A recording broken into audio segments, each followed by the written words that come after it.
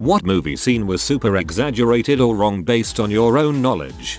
Any scene where a police team show up onto a crime scene and just start touching crap.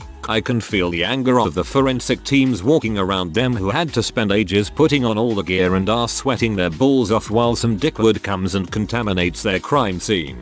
I promise that if someone came and just started touching things they would probably become the murder victim courtesy of the forensic team. Sticks finger into pile of mysterious powder and licks it. Yup, that's coke. Mayo foe of here. Every grenade explosion in every movie I've ever seen, it's always portrayed as a giant fireball. The reality is that grenades, while lethal, are not that impressive visually. Yep, just concussion and shrapnel. In the 4th or 5th Fast and Furious movie, can't remember, Vin Diesel is working on a car and rolls out from underneath holding a SB Chevy water pump. After 20 years as a mechanic, I have never removed that style water pump from underneath. That would be like the dentist checking your teeth through your butthole. I hope to never see my teeth from my butthole. Any scene that takes place in San Francisco or New York City where a character pulls up their car and parks right in front of their apartment building. Or a high-speed chase in LA or any other big city. So I'm a hairdresser, and every time someone in a movie cuts their own hair with a knife or kitchen scissors without a mirror, then reappears in the next scene with a decent haircut, I die a little inside. My wife pointed that out in a movie recently. She complained their hair looks too good after chopping it off. House, no way. R13, foreman and the rest. A, taking care of a single patient. B, drawing labs, handling meds, nursing, performing colonoscopies, general surgery, brain surgery, neurosurgery, or valve replacements, cardiothoracic surgery. C, breaking into houses. Or D, not getting fired for blatant malpractice. It's like wish fulfillment for anyone who has been screwed around by the medical system. Doctors like that don't exist. I wish they did, or I might have a diagnosis by now. There was a scene in I think the 3rd Transformers movie with Shia LaBeouf working in the mailroom of an office. Like it's elaborated on that he's the bottom rung of the company. But then a Decepticon attacks and he runs through the building and into the data hall server room. I was working in an office with a data hall at the time and was furious. Data hall is the most secure location in the entire building. You can't just run into it, and some mailroom pleb wouldn't have access even if you could. Last time I worked in a large organization like that, you couldn't even go into the mailroom without clearance. Any movie ever where 2 characters break off from the group, walk 2 steps away, have a separate conversation, and then rejoin the group as if everyone else couldn't have heard them talking. They were right there. The way diabetes, specifically type 1, is depicted in any film, Con Air had me furious, and don't get me started on Panic Room. For clarification, high blood sugar is rarely, pretty much never, a medical emergency. A low blood sugar is definitely a medical emergency, but you don't want to give them their insulin. If you give them insulin when they are low, you've just killed them. I am petrified of what might happen if I'm hypoglycemic in public because so many people get this wrong, and movies like these play a huge part in that. Also, when they are low and do actually eat something, but it's either some slow acting carb or barely anything, I need to see the stumble walk to the fridge and subsequent feast that actually happens.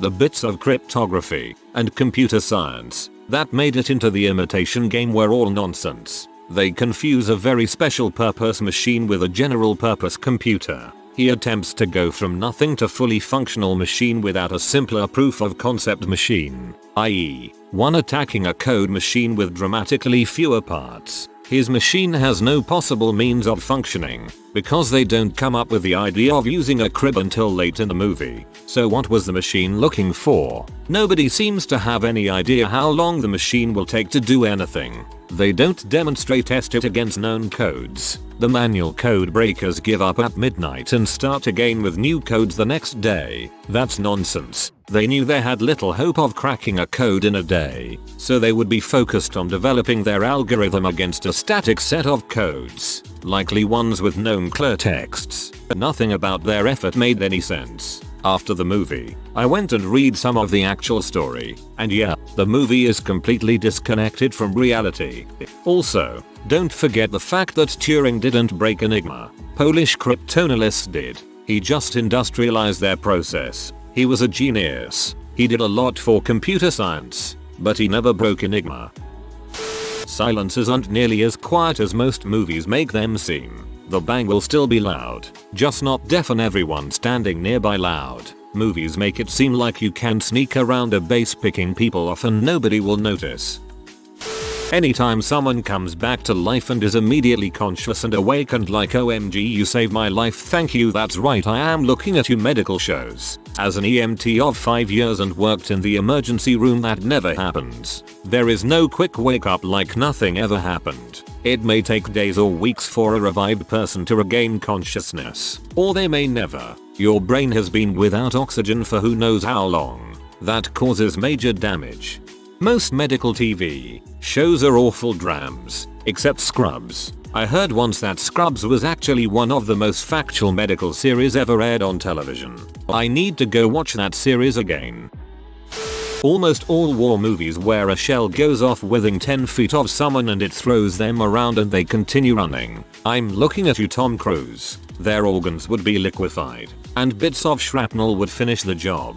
It's called plot armor. Niku Nurse here. So basically most delivery and infant scenes, so many of them are completely misleading. My girlfriend was watching some show last night and I heard 2 placentas means 2 different fathers. No, it absolutely does not. When your water breaks IRL, it basically just means you're currently in labor. When your water breaks on TV, it means the baby is actively being born.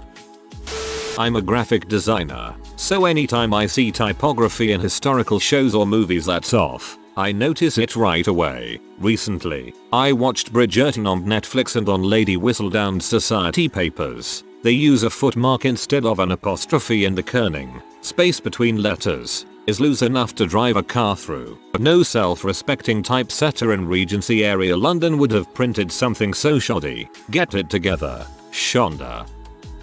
The travel scene in San Andreas with The Rock. I love him as an actor. I love apocalyptic movies, but I regularly travel from LA to the Bay Area. No way do you get there that fast. No freaking way. Even if you get a magical helicopter and or boat. Just no.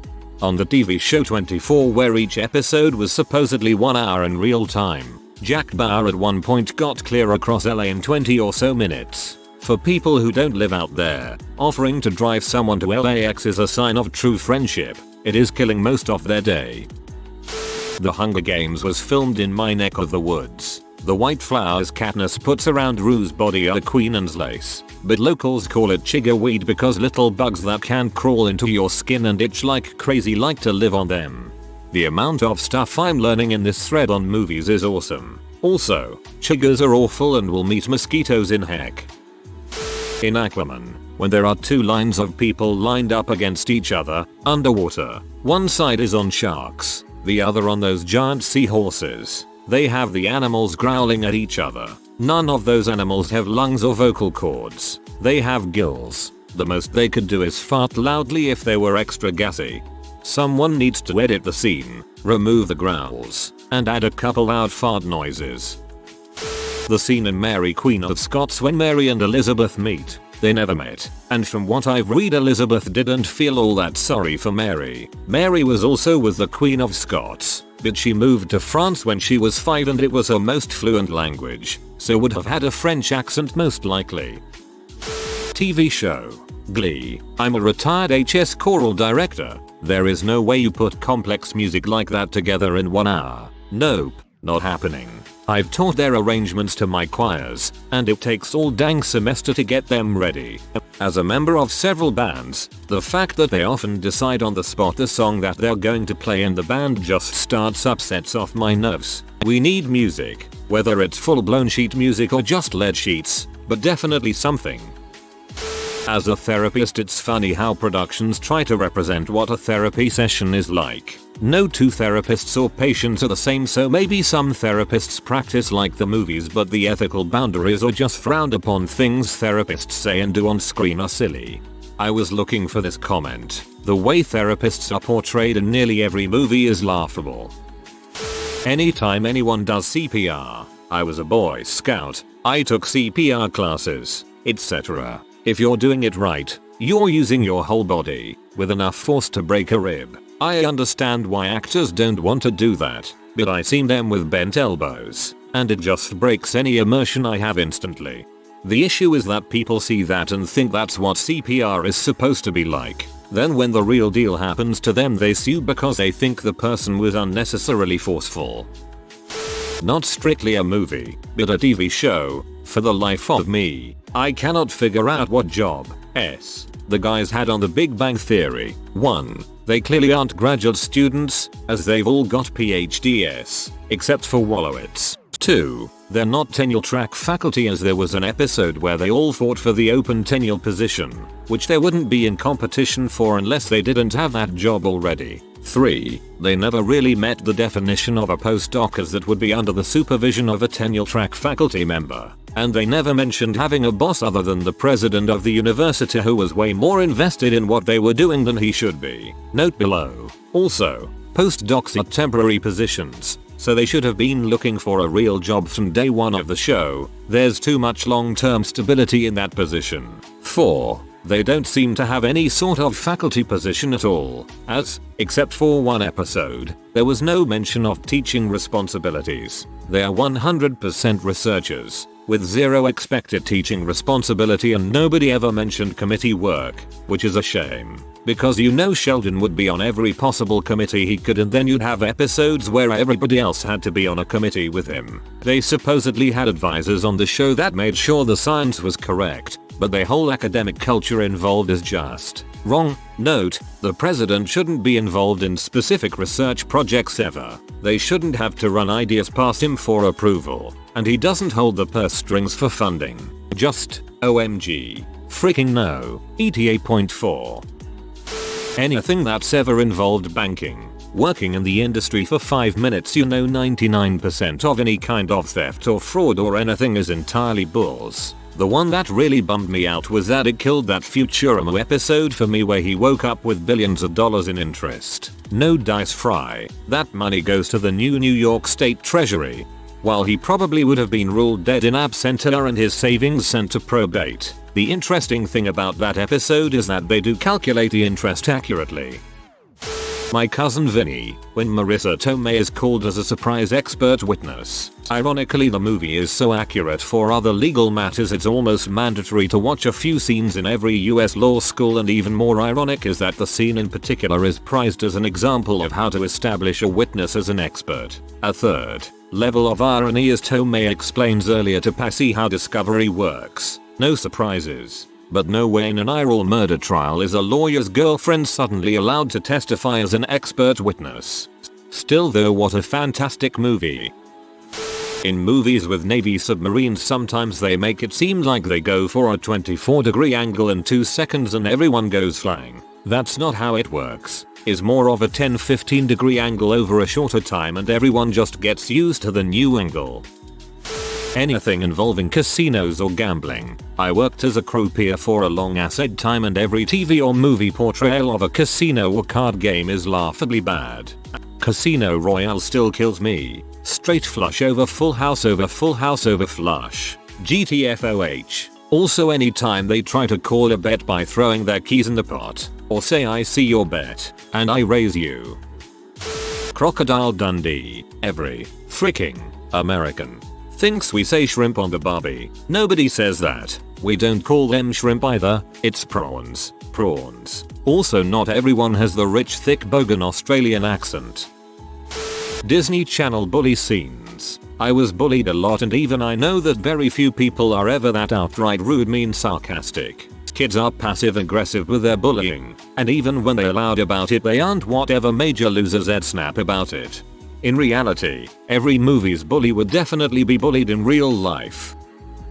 Anytime a horse appears on screen, I start cringing about all the bad horsemanship and inaccurate and actually dangerous things that are on the horizon. I really try not to think about it, but after 30 plus years working with horses and 40 plus years being totally into history, I get confused when I see Frisians in weird places. Gets off horse, leaves horse with all tack on in woods and walks away, comes back 10 minutes later and horse hasn't moved or stepped on reins. Almost any chase scene with a cargo truck tractor trailer involves some really ridiculous errors in how those vehicles function. Most recently I rewatched Casino Royale and the fuel truck at the airport scene almost had me screaming at the TV.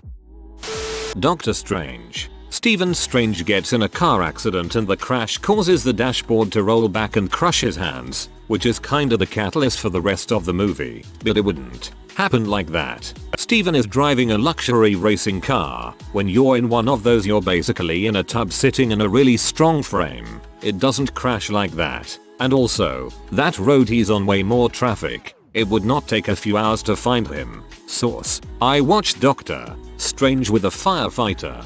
Yeah, also those super sports cars have a crap ton of airbags that would have saved him. And I don't mean the classic frontal airbag. They also have sideways airbags. Any period piece where the clothes are too freaking modern. Why the heck are these women not wearing chemises? As someone WHO has worn a corset. For the sakes of period accuracy, they are super uncomfortable without them not saying they're uncomfortable in general, just saying it's like some of the whalebone sticks through. Also, depending on who is wearing the corset matters. You would definitely not be seeing some random peasant woman wearing a corset with no chemise. Even noble women would wear them for the sake of an underlayer. Well, of course, Independence Day when Jeff Goldblum wireless connects his Mac laptop to the alien mothership and infects it with a virus. There was a scene cut from the movie that explained that all of Earth's computing technology was developed from reverse engineering the alien ship that crashed. All these CSI type shows, the guys are like, leave the lights off. I need to experience the scene like the killer did. It is the dumbest thing I've ever heard. If you're on your hands and knees looking for loose hairs, do you want complete darkness? Dang. I've been collecting samples in the dark for 8 hours. I think I have enough to catch the killer. Ha, we caught him 4 hours ago. He dropped his wallet in the hallway. Turn on a freaking light and you would have noticed. This will probably get buried, but oh well. In Snakes on a Plane. I know, famed for so much realism.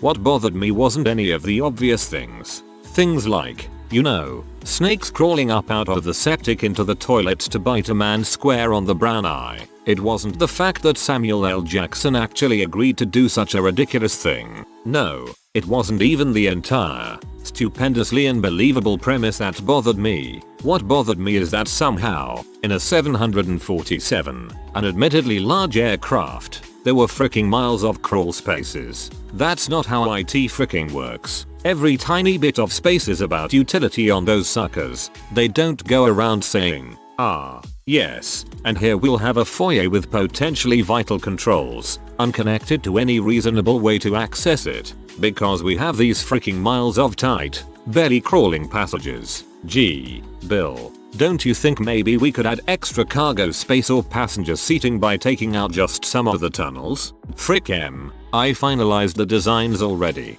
and I like crawl spaces.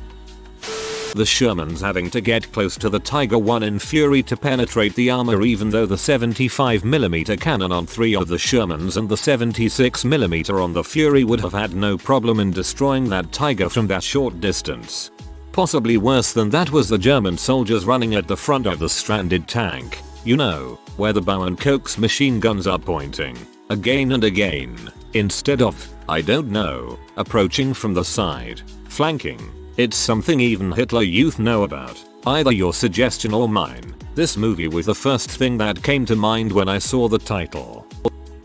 Every American high school where the bell rings and the teacher tells them what to do for homework while they're walking out. Idiot. Every American high school where the teacher seems to have only one class over and over with the same kids in it. Every American high school where the teacher is a complete butthole who takes delight in making their students feel like crap. I mean, I know those people are out there, but this is so far from what 99.9% of teachers do on a regular basis. We work so hard not to make kids feel like crap because the rest of the world is doing it to them all the time already.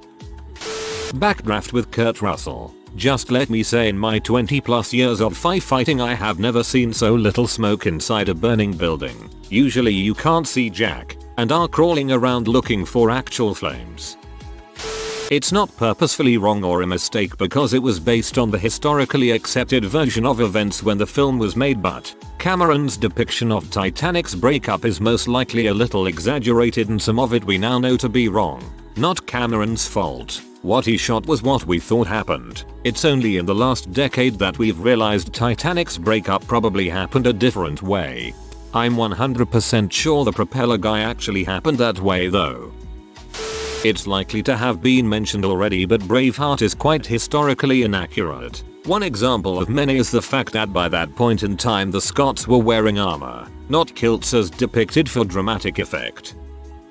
The Book of Eli. Spoiler. The story is about a blind man traveling with a Braille version of the King James Bible. The book that he carries is pretty thick, but it's nowhere near as big as the entire Bible would be in Braille. A full King James Bible in Braille would be around 6 foot tall. However, if you look over that detail, it still is a good movie.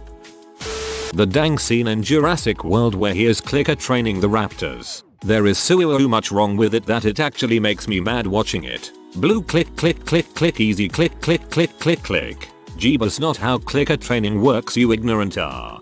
It's like they consulted with someone about what tools an animal trainer might have, but they didn't bother to learn anything about how the tools get used. Or maybe they did see examples of clicker training in practice, but they decided it didn't look exciting enough on screen. Although I haven't seen it in a while, so I can't confirm this 100%. I am pretty sure that the last poker scene in Casino Royale, with the black dude and the Asian guy, would never happen at a poker table. They could have got an actual poker dealer there, or at least someone with a general idea. Not to mention one of them goes all on 2 pair, with a potential straight flush on the board. Homie, what is you doing? It is an incredibly bad poker scene, but I'm pretty the dude was actually a poker dealer from what I've read on the movie. I guess there's only so much you can when they tell you to just follow the script. Same with Bond tipping him a chip in a tournament and not a cash game at the end when that would have no actual value.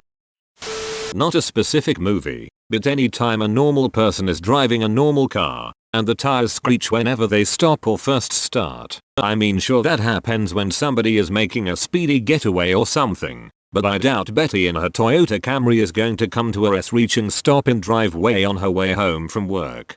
I don't know how many times I have seen in movies car tires squealing under acceleration on gravel. Anytime someone does drugs and they try to show what it's like. I thought Midsommar did a solid job with mushrooms. If you are new to the channel, you can subscribe. I publish new videos every day. Until then, check another video.